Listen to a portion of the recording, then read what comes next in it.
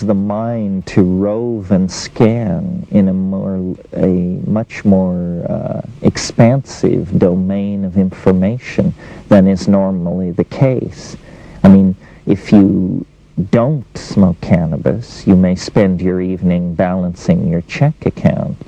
If you do smoke cannabis, you may spend your evening contemplating the causes of the Greek Renaissance. It's a perceptual enhancer. It's like a child seeing something for the first time. There's a little bit of that excitement about the visual world.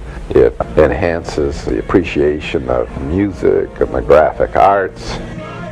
I have met many people who I think have experienced increase in imagination and creativity from experimenting with marijuana, who have discovered themselves as physical, sensual, sexual beings on marijuana who otherwise had not developed that part of themselves. They find that it's useful in gaining perspective and insight in their lives.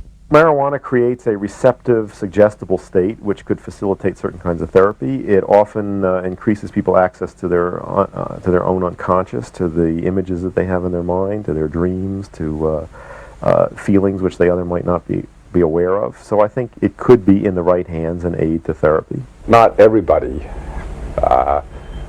is capable of using cannabis in this way, but it can be used in this way by people who make an effort to learn to use it in this way. Obviously, Western society fails to offer guidance on how to use marijuana beneficially. I've seen many people who use marijuana addictively, many people who use it all the time, and I think get very little effect out of it. I see people who smoke it and get groggy and doped out. The real problem is that people do too much.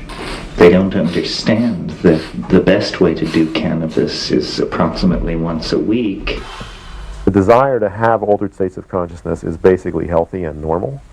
It can have bad expressions, and I think in our culture where there's no recognition of that desire and we don't teach young people how to satisfy it in healthy ways, it's obvious that we're going to see a lot of negative expressions of it. More money has been spent trying to find something wrong with cannabis than any other vegetable material in human history. And what they've come up with is so pathetically thin that I am confident that it amounts to a clean bill of health for this stuff. US government health authorities estimate that there are about 350,000 deaths per year caused by tobacco, and around 125,000 from alcohol.